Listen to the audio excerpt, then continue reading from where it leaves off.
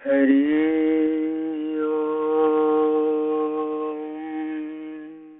हरि हरि ओम हरि ओम। नारायण नारायण नारायण नारायण। ओम श्री परमात्मने नमः। जैसी करनी वैसी भरनी, कर्म का फल भोगना ही पड़ता है। कर्म का फल भोगना ही पड़ता है, यह आकाट्य सिद्धांत है। कर्मों की गति रामायण में आता है। नहीं कोई कोई को सुख दुख करी दाता, निज कृत कर्म भोग ही सब भ्राता। और पुराणों में आता है, अवश्यमेव भोक्तव्यम कृतम कर्म शुभाशुभम। गीता जी में आता है, गहनो कर्मणे गति। कर्मों की गति बड़ी गहन है। इसी विषय में शास्त्रों संत महापुरुषों के कुछ वचनामृत। कर्मों का फल भोगना ही पड़ेगा। जीवात्मा ना जाने किस किस जन्म में क्या क्या दुख भोग के आया है। दुख के लिए उसने अपने लिए क्या क्या बंधन बढ़ा दिए। वैष्णव संप्रदाय के संत जम्भेश्वरी ने अपने भक्तों को 20 और 9 नियम दिए। उन भक्तों की परंपरा का संप्रदाय चला, बिश्नोई संप्रदाय नाम पड़ा। इसके संस्थापक बिश्नोई संप्रदाय जम्भेश्वरी महाराज जम्भोलाव तालाब खुदवा रहे थे। जम्भेश्वरी जी जम्भोलाव तालाब खुदवा रहे थे। जैसलमेर नरेश रावल तेजसी भी उस सेवा में महाराज जी के निर्देशों में लगे थे। कुछ समझदार लोगों ने देखा कि एक महिला किसी से कुछ बातचीत नहीं करती, सुबह आती और शाम तक तालाब खोदने की सेवा करके चली जाती, घूंघट में मुंह छुपाए रहती और तालाब से मिट्टी निकालती रहती है। उसका ऐसा व्यवहार देख तेजसी आदि प्रमुख लोगों ने जम्भदेव जी से पूछा कि यह घूंघट वाली महिला आखिर कौन है महाराज। महाराज बोले, उस महिला के 3 जन्मों की बात मैं जानता हूँ। लोगों ने आश्चर्य से पूछा कि महाराज बताएं कृपया। अब से 3 जन्म पहले यह मथुरा नरेश की पटरानी आशा थी। मथुरा नरेश भोगी होने के कारण जल्दी मर गया और पटरानी को राज सत्ता मिली। जो भोगी होते हैं और बार बार स्त्री स्पर्श करते रहते हैं, बार बार विषय भोग और डबल बेड पर स्त्री संग करते सोते रहते हैं, उन लोगों की आयु, बुद्धि, स्मृति, निर्णय शक्ति, ओज तेज नाश हो जाता है, ऐसा शास्त्र कहते हैं। मिले हुए पद को यदि दूसरों के हित में न लगाते हैं तो अवनति होती है, और दूसरों की सेवा में मिली हुई पद, मिला हुआ सामर्थ्य, मिली हुई सुविधा लगाते हैं तो उन्नति होती है। लेकिन पद का दुरुपयोग करने वाले की बड़ी बुरी दुर्दशा होती है, उसका पतन होता है और वह परमात्मा का, प्रकृति के नियम का उल्लंघन करने का दंड फल का भागी होता है। बाहर का कोई दंड मिले या ना मिले, जिसे जो चीज, जो पद पाना है, उसका दुरुपयोग करने से उसका पतन होता है। मिले हुए पद का दुरुपयोग बड़ा भयंकर परिणाम लाता है।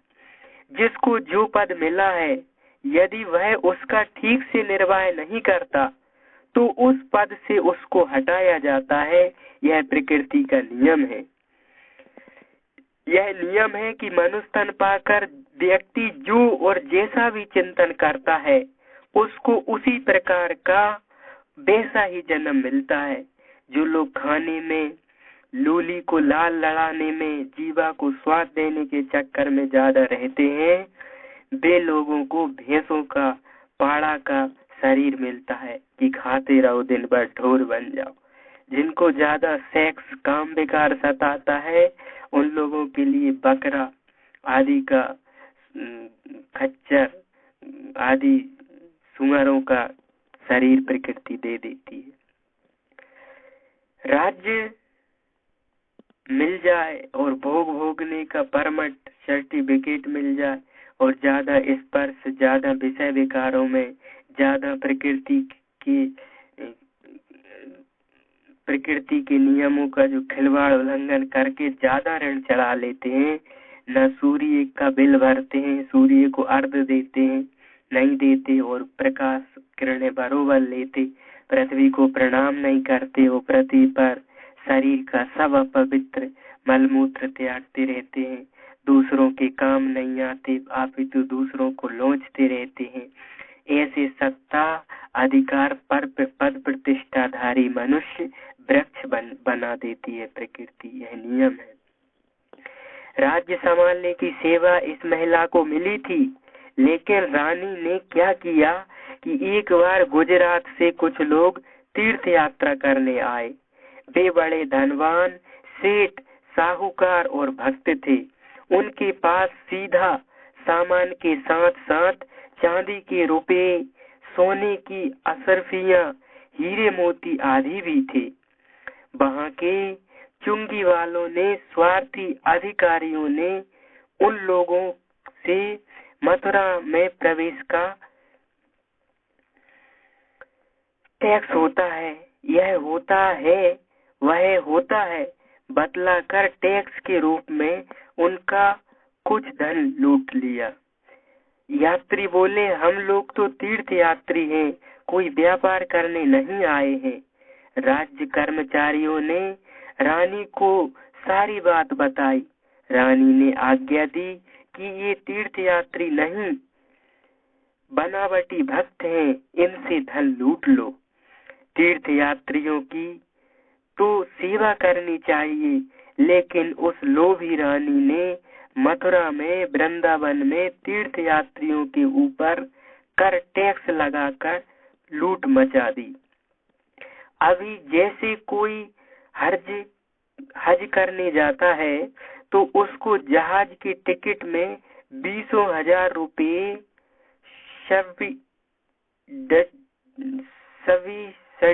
सब्सिडी मिलती है, और हिंदू अमरनाथ की यात्रा करने जाते हैं तो उन पर हजारों रुपया टैक्स लगाते हैं। ये आज की सरकार का नियम है। आश्चर्य होता है कि हमारे हिंदुस्तान की सरकार ऐसा क्यों करती है कि हज करने जाने वाले मुस्लिम बंधुओं को सब्सिडी मिलती है और अमरनाथ जाने वालों को टैक्स लगाते हैं। लोगों को यह बात समझ में नहीं आती कि हिंदुओं के साथ ऐसा सौतेला व्यवहार क्यों किया जाता है। कहीं कहीं पर तो कितना टोल टैक्स होता है। बद्रीनाथ के रास्ते पर देखो, पहले तो बहुत था, अब कुछ कम हुआ। ऐसा क्यों करते हैं? अन्य कई आय के साधन हैं। धर्म के रास्ते पर जाने वालों पर ही टैक्स डालकर ये प्रजा को क्यों दुखी करना चाहते हैं? प्रजा की बद्दुआ क्यों लेना चाहते हैं? मैं तो कहता हूँ कि मेरी यह बात बहुत दूर तक पहुँचे और हजारों रुपए जो कर के रूप में वसूले जाते हैं भक्त लोगों से, उन पर सरकार ध्यान दे, ताकि आने वाले दिनों में सरकार को घाटा ना पड़े। किसी भी पार्टी की सरकार हो, हम सभी का मंगल, सभी का भला चाहते हैं, पर भक्त लोगों का शोषण, भक्त लोगों पे, धर्म के रास्ते जाने वालों पे टैक्स और छीना झपटी नहीं चाहते। मैं तो चाहता हूँ कि हिंदुओं को सौतेला ना माने कोई भी। हिंदू संस्कृति रहेगी तो हिंदू भगवानों के अवतार होंगे और मानवता का भला होगा। और किसी भी संस्कृति में ऐसी व्यवस्था नहीं है, किसी भी देश में ऐसा नहीं है जो भगवान को प्रकट कर दे, धर्म को जिलाता रहे, संभाले। हिंदुओं को अपना मानो, मुसलमानों को भी अपना मानो, ईसाइयों को भी अपना मानो, सभी प्राणियों को अपना मानो, वे अपने ये पराए ऐसा ना मानो। सब तुम्हारे तुम सभी के फासले दिल से हटा दो। जम्भेश्वर जी महाराज ने कहा कि मथुरा की उस रानी ने अन्याय के धन से अपनी तिजोरी भरी और मरने वाले शरीर को सुखी करने के लिए पैसे ऐश आराम में, भोग विलास में धन लगाए। मरने के बाद वह रानी गधी हो गई, गधैया। प्रकृति ने खूब डंडे मार के उससे वसूली की। जब वह बूढ़ी हो गई, चलने में लाचार हो गई, तो कोई उसको चोंच मारते, बड़ा दुख होगा उसने। रानी होकर जो मजा अन्याय से लिया था, अब गधैया बनकर मजा का बदला सजा भोग रही है। कुछ समय बाद गधी की मौत हो गई और एक बूढ़े घर में खच्चरी के रूप में उसे जन्म मिला। गधी उसकी माँ और घोड़ा उसका बाप था। बूढ़ा उस पर पानी के मटके लाद के प्याऊ पर पानी पहुंचाता। लोगों को पानी पिलाने की सेवा में खच्चरी गधैया का थोड़ा श्रम लगा, जिससे कुछ पुण्य का भाग उसको भी मिला। देह से सत्कर्म में भागीदारी हो जाती है। किसी साधु संत महात्मा के आश्रम, कुटी या मंदिर पर जो लोग काम करते हैं, उन्हें धन मिले ना मिले, पर उसका कुछ पुण्य जरूर मिलता है। अतः सज्जनों को धार्मिक परोपकार के कार्य में कभी पीठ नहीं दिखानी चाहिए। उसके खोटे कर्म उस मटके लाद के प्याऊ पे पहुंचाने पर कुछ कट गए। वही खच्चरी मरकर अभी यह महिला बनी है और मिट्टी उठाकर अपने कर्म काट रही है, तालाब खुदवा रही है, संत के देवी कार्य में सहयोगी बन रही है। नरेश रावल तेजसी देखकर दंग रह गया कि कर्म की गति कैसी है।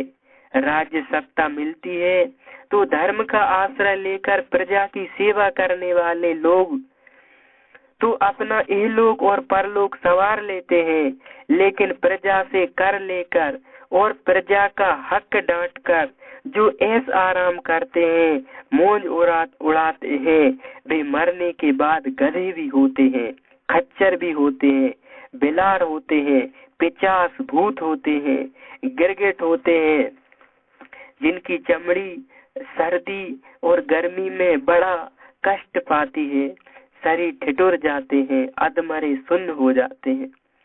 राजा नृग मरने के बाद गिरगिट बन गए थे। राजा अज मरने के बाद अजगर सांप बन गए थे। सत्ता थी, भोग थे, मान सम्मान जयकार करने वालों की कमीशन नहीं थी। दानी भी ऐसे थे कि दान श्रोमणियों की लिस्ट में राजा नृग, राजा अज का नाम मिलता है, परंतु गुरु का ज्ञान नहीं था, सत्संग नहीं था। अहंकार सजाने के लिए ही दान देते थे और मैं पढ़ने के लिए, मान सम्मान पाने के लिए ही सत्ता का उपभोग करते थे। इनके जीवन में ऐसा कोई नहीं था जो इन्हें डांट सके। इनका अहित देखकर जिसका कलेजा कांपे और जिसकी सानिध्य सत्संग पाकर जिनका हौसला धर्म में बढ़ जाए, चार्जिंग बढ़ जाए, ऐसा कोई जीवित महापुरुष इनको नहीं मिला था।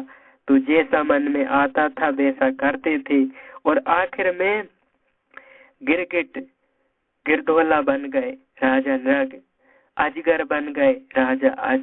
सब कुछ होते हुए भी, सब कुछ करने के बाद भी मनमानी की, धर्म को, शास्त्र को, संतों को नहीं सुना, देखा, माना, तो सांप हो गए। आपके जीवन में जितनी ज्यादा चीजें हैं, कितनी ज्यादा सहूलियत है, लोग आपको सलाम मारते हैं, इसका महत्व नहीं है, लेकिन मरने के बाद आपकी कैसी गति होगी, आपकी कैसी दुर्दशा से मृत्यु होगी और लोग क्या देखेंगे कहेंगे, इसका भी महत्व है। परलोक का कर्म का बड़ा भारी महत्व है और इसका ध्यान रखते हुए कर्म करना चाहिए कि आज हम जो बो रहे हैं वो ही हमें मिलेगा। बोए पेड़ बबूल के तो आम कहाँ से पाए, उसका ख्याल करके करना चाहिए कर्म। मथुरा की पटरानी जैसी गलती नहीं करना चाहिए। नारद पुराण के पूर्व भाग में आता है, अवश्यमेव भोक्तव्यम कृतम कर्म शुभाशुभम। शुभ और अशुभ कर्मों का फल जरूर जरूर से जरूर भोगना पड़ता है। कर्म करने वाला शुभ अशुभ जो भी कर्म करता है, देर सवेर उसका फल भोगना ही पड़ता है। इसलिए अच्छे कर्म भगवान को अर्पण कर दो और बुरे कर्म से अपने आप को बचाओ। बुरे कर्म भगवान को अर्पण मत करो, क्योंकि भगवान को जो भी अर्पित किया जाता है उसका सवाया 1.5 गुना 2 गुना वापस मिलता है। अतः बुरे कर्मों से तो बचो और बुरे कर्मों से पश्चाताप पूर्वक पिंड छुड़ाने के निमित्त दान धर्म तीर्थाटन और कर्म कांड आदि करो, तब कर्म कटेंगे। पुण्य से कर्म नहीं कटते, पश्चाताप और निमित्त बन के शुभ कर्म करने से पाप कटते हैं और देर सवेर उनका फल भोगना ही पड़ता है। इसलिए बुरे कर्मों से अपने को बचाओ तो बदले में भगवत प्राप्ति हो जाए, नहीं तो नीच ऊंच योनियों में भटक भटक के जीव की दुर्गति न जाने कब से चल रही है और अभी भी चलती ही जा रही है। मनुष्य तन हमें कर्म के फल भोगने के लिए ही तो मिला है, न कि ऐश आराम और मजा लेने के लिए। और जो मनुष्य तन पाकर मजा लेना चाहते हैं, अपना समय नहीं व्यतीत करना चाहते शुभ कार्यों में, परमात्मा की नियमों में, वे लोग बड़े भारी दुख को आमंत्रित कर रहे हैं। अब के बिछड़े कहाँ मिले, दूर पड़ेंगे जाए। मनुष्य तन पाकर या तो अवनति होती है या फिर उन्नति होती है, और जो इसको साधन सामग्री समझकर उपयोग नहीं करते, उपभोग करते रहते हैं, मजा लेते रहते हैं, वे लोग बड़े घाटे में हैं, बड़े नादान हैं। अतः भाइयों सावधान हो जाओ।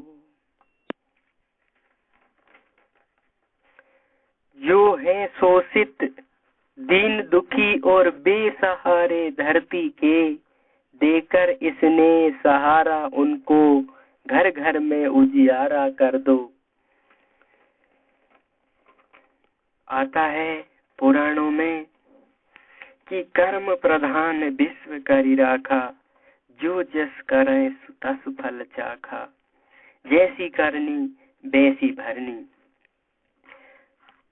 कर्म की अपनी कोई स्वतंत्र सत्ता नहीं है, क्योंकि कर्म जड़ है। कर्म को यह पता नहीं कि मैं कर्म हूँ। फिर भी यह देखा गया कि कर्म की गति बड़ी गहन होती है।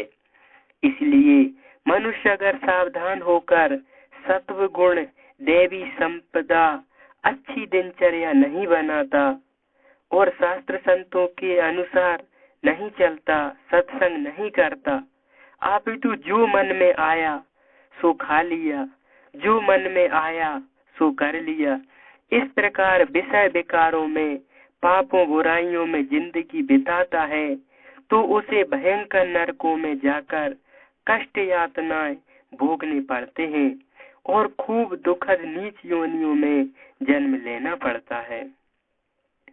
श्रीमद् भगवत गीता में आता है, अज्ञान से मोहित रहने वाले तथा अनेक प्रकार से भ्रमित चित्त वाले, मोह रूप जाल से समावृत और विषय भोगों में अत्यंत आसक्त असुर लोग महान अपवित्र नरकों में गिरते हैं। कौशाम्बी राज्य के राजा विजय प्रताप और उनकी महारानी सुनंदा कि पहली संतान, कुछ संतान ने तो ठीक ठाक थी, लेकिन इस बार महारानी ने एक ऐसे बालक को जन्म दिया जो एक अंग विहीन मांस का पिंड था। रानी सुनंदा उसे देखकर घबरा गई और उसने राजा को बुलवाकर बालक को दिखाया। राजा ने कहा, सुनंदा, तेरी कोख से यह मांसपिंड जैसा बालक पैदा हुआ है, फिर भी कैसे भी करके हमें इसका पालन पोषण तो करना ही होगा।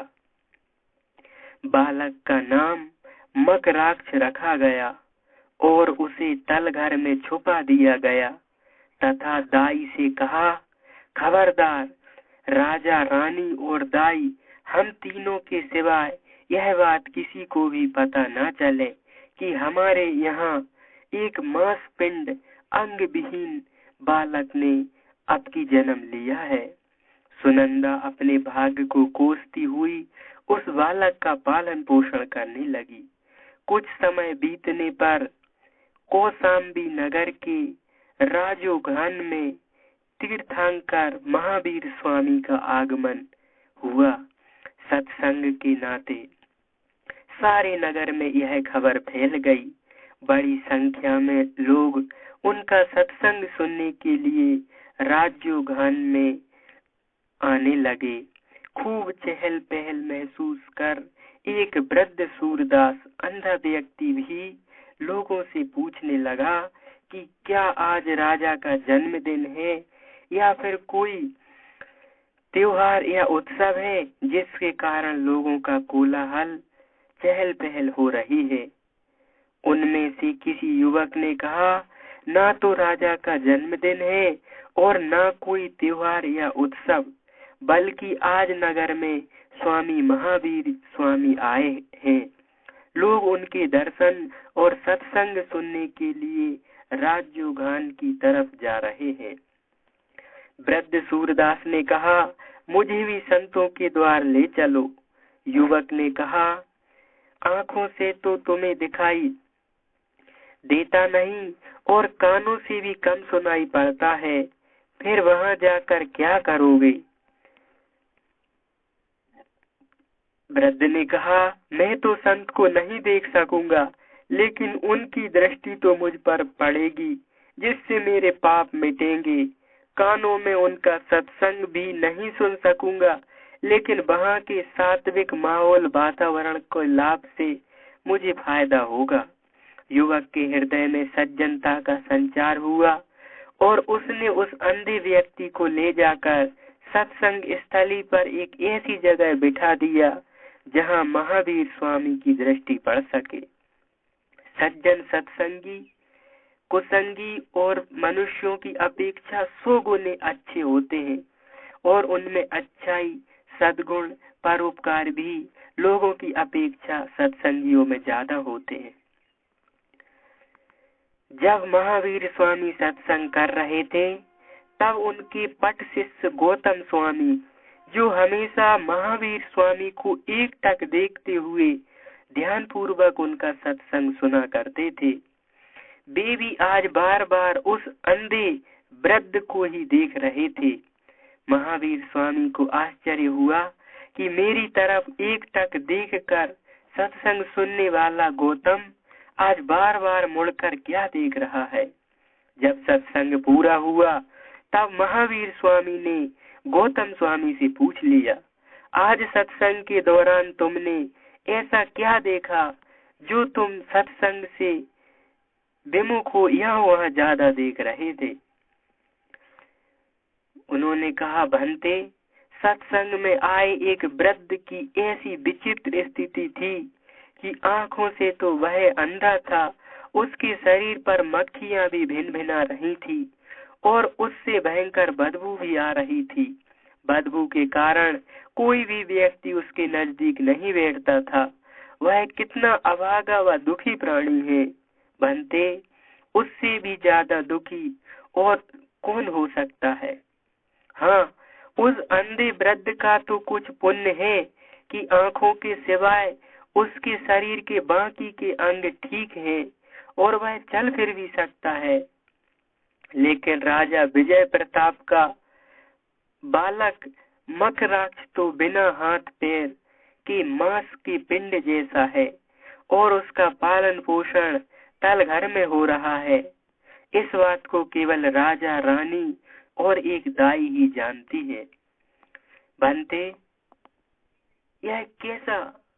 अगर आपकी आज्ञा हो तो मैं राजमहल में जाकर उसको देख आऊं। महावीर ने गौतम स्वामी को अनुमति दी। जब गौतम राजमहल में पहुंचे तो राजा विजय प्रताप व रानी सुनंदा चकित रह गए और सोचने लगे, यह भिक्षा का समय नहीं है और भिक्षा पात्र भी इनके हाथों में नहीं है, फिर भी महावीर स्वामी के ये पट शिष्य हमारे राजमहल में आए हैं। राजा ने गौतम स्वामी का आदर सत्कार किया और बोले, आपके यहाँ पधारने से यह राजमहल पवित्र हो गया। हम आपकी क्या सेवा करें, हमें आज्ञा दीजिए। गौतम स्वामी ने पूछा, राजन, आपके राजमहल में ऐसा भी कोई जीव है कि जिसका पालन पोषण दुख छिपकर तलघर में हो रहा है और वह अंग विहीन मांस पिंड जैसा है? गौतम स्वामी का प्रश्न सुनकर राजा रानी चकित हो गए। राजा ने उनसे पूछा, इस बात को हम दोनों और दाई के अलावा कोई जानता ही नहीं, फिर आपको कैसे पता चला? राजन, मुझे यह सब महावीर स्वामी ने बताया है और मैं यहाँ मकराक्ष को देखने के उद्देश्य से ही आया हूँ। रानी ने कहा, भोजन का समय हुआ है, मकराक्ष को भूख लगी होगी। मैं उसे भोजन लेकर जाने ही वाली थी, लेकिन आपके आगमन की सूचना पाकर रुक गई। चलिए, मैं आपको उसके पास ले चलती हूँ। वहाँ जाने से पहले रानी ने मुंह को वस्त्र से ढक लिया और गौतम स्वामी को भी कपड़ा रुमाल देकर नाक मुंह ढकने को कहा, क्योंकि जिस तल घर में मकराक्ष को रखा गया था वहाँ ऐसी भयंकर बदबू आती थी कि खड़े रहना भी मुश्किल हो जाता था। वहाँ पहुंचकर गौतम स्वामी ने देखा कि भूख के कारण लार टपकाता हुआ कोई मांस पिंड हिल रहा, तड़प रहा है। जैसे ही रानी ने उसके मुंह में भोजन का कौर डालना शुरू किया, वह लपक लपक कर खाने लगा। भोजन पूरा होते ही मांस पिंड में से रक्त, मवाद और विष्ठा निकलने लगी। गौतम स्वामी यह सब देखकर विस्मित हो गए। राजमहल से वापस आने के बाद वे नहा धोकर स्वामी महावीर के पास गए और पूछा, भंते, उस अभागे जीव ने ऐसा कौन सा कर्म किया होगा जो कौसंबी के राजमहल में जन्म लेकर भी उसकी यह दुर्दशा हो रही है? गौतम से महावीर ने कहा कि वह पूर्व जन्म में इसी भारत क्षेत्र के सुकर्णपुर नगर का स्वामी था और अन्य 500 गांव उसके अधीन थे। उसका नाम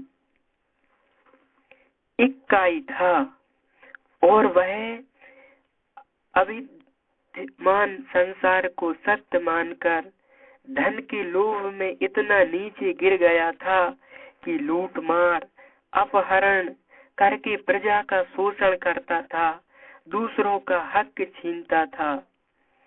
अपनी स्त्री होते हुए भी पराई स्त्रियों पर नजर रखता था।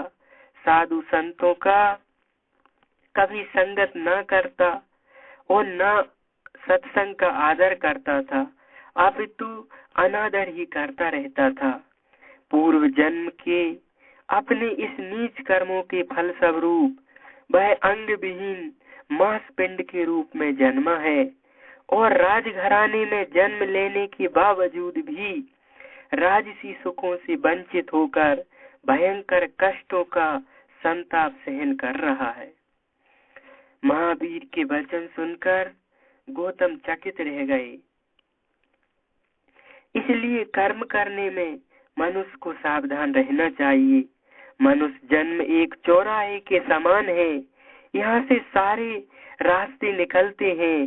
चाहे आप अपने जीवन में ऐसे दूषित कर्म करो कि ब्रह्म राक्षस बन जाओ और आपके हाथ की बात है, या फिर जप ध्यान सत्संग सत्कर्म दान पुण्य और दूसरों के काम आकर पर उपकार पर हित कर संतों की संग कर ब्रह्म ज्ञान पाकर ब्रह्म ज्ञानी महान आत्मा दिव्यात्मा सत्पुरुष भी हो जाओ।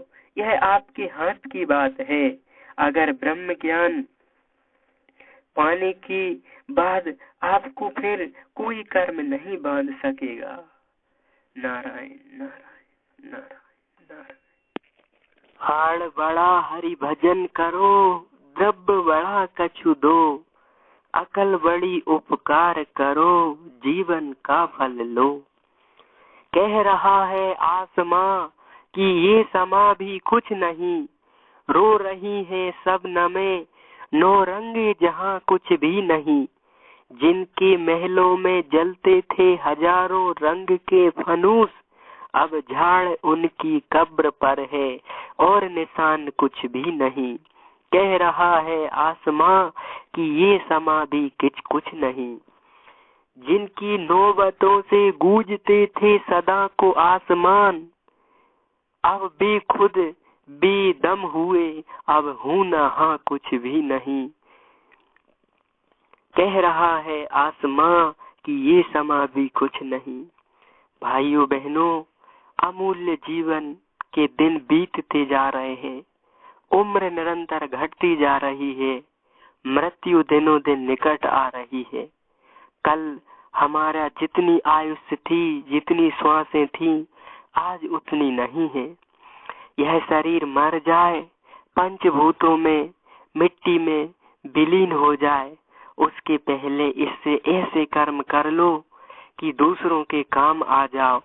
भगवान की सृष्टि में फूल बोते जाओ, फल के पेड़े लगाते जाओ, रोज कुछ न कुछ अच्छे कर्म करो, किसी की दुआएं लो, किसी के काम आ जाओ। नहीं तो आखिर शरीर जल जाएगा। रूखी रोटी खाकर इस शरीर को जलाया तो भी क्या, और मालपुए मिष्ठान खाकर शरीर को जलाया तो भी क्या। इसकी विशेषता तो परोपकार में है, दूसरों के काम आने पर है, भलाई में है, सद्प्रचार में है, सत्कर्मों में है। नहीं तो इसको आखिर जलना ही है। इसलिए कर्मों में सावधान हो जाओ, विचारों में सावधान हो जाओ। भला किसी का कर न सको तो बुरा किसी का मत करना। पुष्प यदि नहीं बन सकते तो कांटे बनकर मत रहना। पूजा पाठ कर्म कांड जब तक ना हो सके तो कोई बड़ी बात नहीं है। होना चाहिए पर नहीं हो रहा है तो आप दूसरों के काम में तो आ सकते हैं। किसी का बुरा करने से तो बच सकते हैं, निंदा करने से, बुरा सोचने से तो बच सकते हैं। इसी में सावधान हो जाना चाहिए ताकि अंतःकरण पवित्र हो और फिर भगवान और संतों के संग में मन लगने लगे। कर्मों की गति बड़ी भारी गहन है, अतः कर्मों में सावधान हो जाना चाहिए। कर्म का तत्व भी जानना चाहिए, अकर्म का तत्व भी जानना चाहिए, कर्म और विकर्म का तत्व भी जानना चाहिए। कर्म ऐसे करें कि कर्म दुष्कर्म ना बने, दूषित ना बने, बंधन कारक ना बने, वरन ऐसे कर्म करें कि कर्म विकर्म के में बदल जाए, कर्ता आकर्ता हो जाए और वह अपने परमात्मा पद को पाले। ऐसे कर्म करने चाहिए। अहमदाबाद में बासाना नामक एक इलाका है। वहाँ एक कार्यपालक इंजीनियर रहता था। जो नहर पानी का कार्य संभालता था, वही आदेश देता था कि किस क्षेत्र में पानी देना है। एक बार एक किसान ने उसे 100 के रुपयों के नोट के 10 नोटों का एक लिफाफा देते हुए कहा कि साहब, कुछ भी हो पर फलाने व्यक्ति को पानी ना मिले, मेरा इतना काम आप कर दीजिए। साहब ने सोचा कि 1000 रुपए मेरे भाग्य में आने वाले हैं, इसलिए यह दे रहा है, किंतु गलत ढंग से रुपए लेकर मैं कर्म बंधन में क्यों पड़ूं? 1000 रुपए आने वाले होंगे तो कैसे भी करके आ जाएंगे। मैं गलत कर्म करके 1000 रुपए क्यों लूं? मेरे अच्छे कर्मों से अपने आप रुपए आ जाएंगे। अतः उसने 1000 रुपए उस किसान से नहीं लिए, रिश्वत में, दूसरों के बुरा करने में लौटा दिए। कुछ महीने बाद वह इंजीनियर एक बार मुंबई से लौट रहा था। मुंबई में एक व्यापारी का लड़का भी उसके साथ बैठा था। वह लड़का सूरत आकर जल्दबाजी में उतर गया और अपनी अचेटी गाड़ी में ही भूल गया। वह इंजीनियर समझ गया कि अचेटी उसी लड़के की है। अहमदाबाद रेल स्टेशन पर गाड़ी रुकी। अचेटी पड़ी थी लावारिस और उस इंजीनियर ने अचेटी उठा ली और घर ले जाकर खोली तो उसमें पता, टेलीफोन नंबर भी लिखे हुए थे। इधर सूरत में व्यापारी लड़का बड़ा परेशान हो रहा था कि हीरे से के व्यापारी के इतने रुपए, इतने लाख का कच्चा माल भी था। किसका बताएंगे भी तो मुसीबत हो जाएगी। दूसरे दिन सुबह सुबह फोन आया कि आपकी अचेटी ट्रेन में रह गई थी, जिसे मैं ले आया हूँ और मेरा ये पता है, आप आकर इसे ले जाइए। बाप बेटे गाड़ी लेकर बासणा पहुंच गए और साहब के बंगले पर पहुंचकर उन्होंने पूछा, साहब आपका फोन आया था। साहब आप तसल्ली रखें, आपके सभी सामान सुरक्षित हैं। साहब ने अचेटी दी। व्यापारी ने देखा कि अंदर सभी माल सामान एवं रुपए ज्यों के त्यों हैं। साहब, नहीं, ये तो भगवान है। ऐसा सोचकर उसके आंखों में आंसू आ गए। उसका दिल भर आया। उसने कोरे लिफाफे में कुछ रुपए रखे और साहब के पैरों पर रखकर हाथ जोड़ते हुए बोला, साहब, फूल नहीं तो फूल की पंखुड़ी ही सही, हमारी इतनी सेवा आप स्वीकार कर लीजिए। साहब 1000 रुपए रखे। साहब बोले, 1000 रुपए रखे हैं ना? व्यापारी, साहब आपको कैसे पता चला ये 1000 ही रुपए हैं? साहब, 1000 रुपए मुझे मिल रहे थे बुरा कर्म करने के लिए, किंतु मैंने वह बुरा कर्म नहीं किया। यह सोचकर कि यदि 1000 रुपए भाग्य में आना ही है, परमात्मा भेज ही रहा है, तो कैसे भी करके आएंगे। व्यापारी, साहब आप ठीक कहते हैं, ये 1000 रुपए ही है। जो लोग टेढ़े मेढ़े रास्ते से कुछ लेते हैं तो दुष्कर्म कर पाप कमा लेते हैं, लेकिन जो धीरज रखते हैं वे ईमानदारी से उतना ही पा लेते हैं जितना उनके भाग्य में होता है। श्री कृष्ण भगवान कहते हैं, गहना कर्मणो गति। एक जाने माने साधु ने एक घटना मुझे सुनाई थी कि यहाँ गया जी में एक बड़े अच्छे जाने माने पंडित रहते थे। एक बार नेपाल नरेश साधारण से मारवाड़ी जैसे कपड़े पहनकर पंडितों के पीछे आए कि मेरे दादा का पिंडदान करवा दो, मेरे पास पैसे बिल्कुल नहीं है।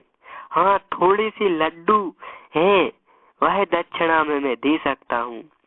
जो लोभी पंडित थे उन्होंने तो इनकार कर दिया, लेकिन यहाँ का जो जाना माना पंडित था उसने कहा, भाई पैसे की कोई बात ही नहीं है, मैं तो पिंडदान करवा दूंगा।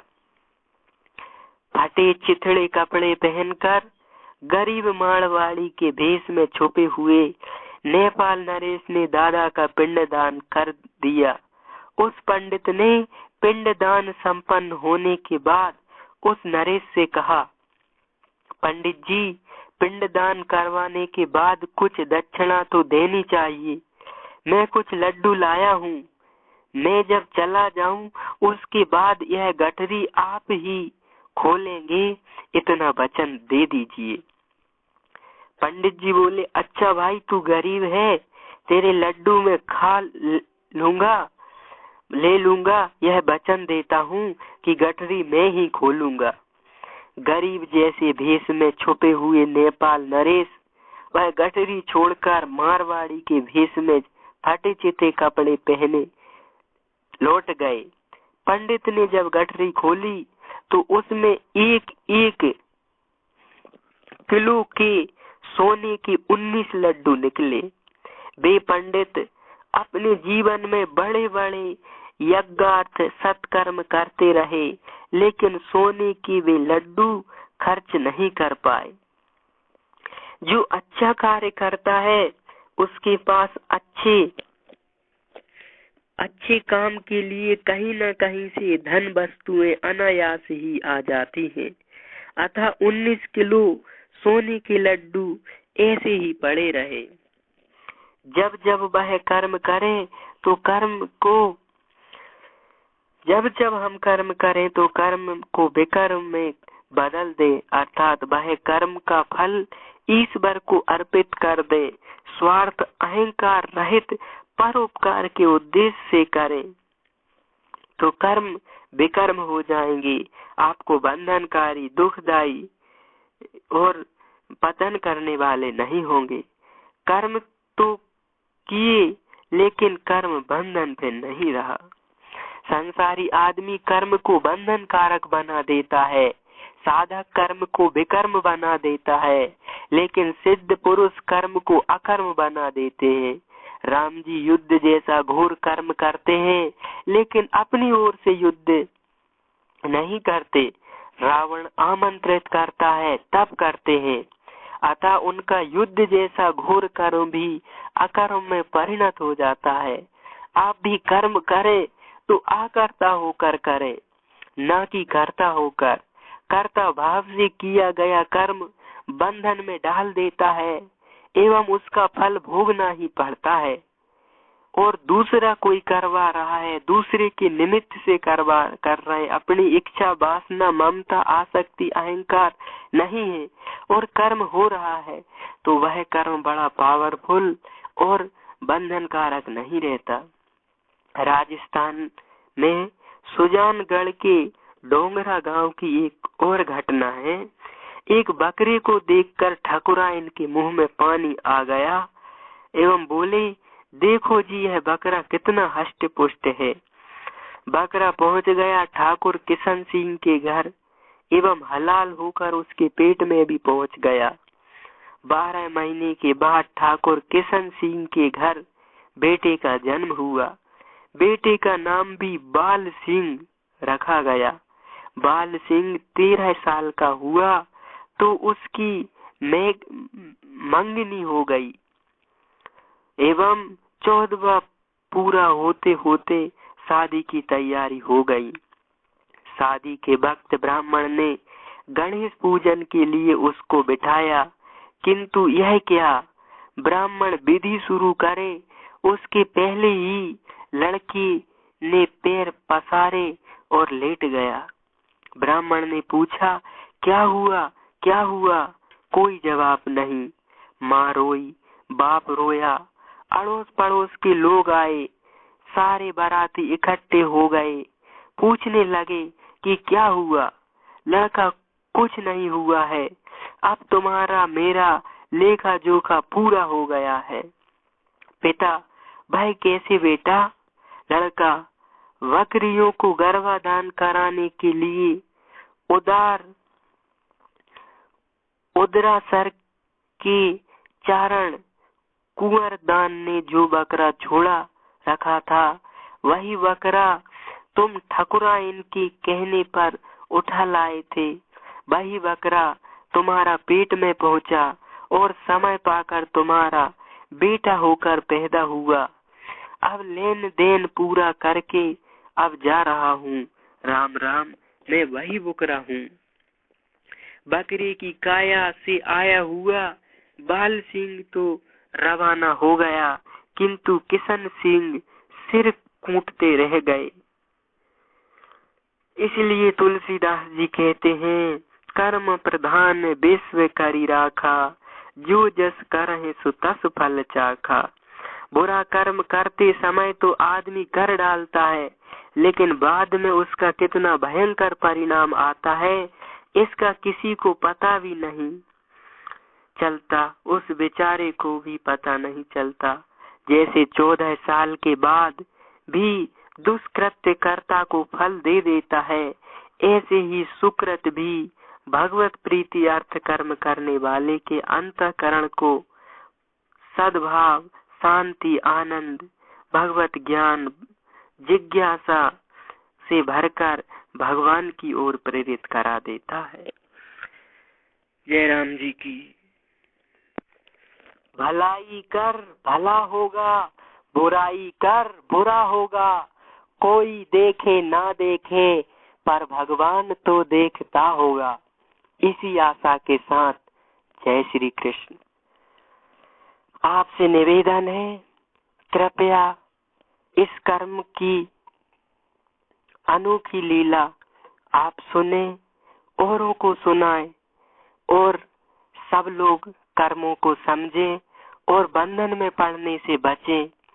इसलिए इस कथाओं को, इस चर्चा को आप दूसरों को भी सुनाएं और ब्लूटूथ आदि के द्वारा दूसरों को भी भेजें, ताकि सबका हित, सबका उत्थान, सबका मंगल, सबका भला हो। जय श्री कृष्ण। आप एक एक ही भाई यदि इस ब्लूटूथ के द्वारा इस सत्संग को, कर्म की गति गहन है, कर्म का फल भोगना ही पड़ता है, जैसी करनी वैसी भरनी आदि सत्संग को 5-5 व्यक्ति को भी एक व्यक्ति सुनाए अथवा ब्लूटूथ आदि के द्वारा भेजे, तो कितने लोगों का हित होगा और कितने लोग उससे लाभान्वित होंगे और लोग बुरे कर्म करके बंधन में नहीं पड़ेंगे, बंधन रहित होंगे, अच्छे कर्म करेंगे, जिससे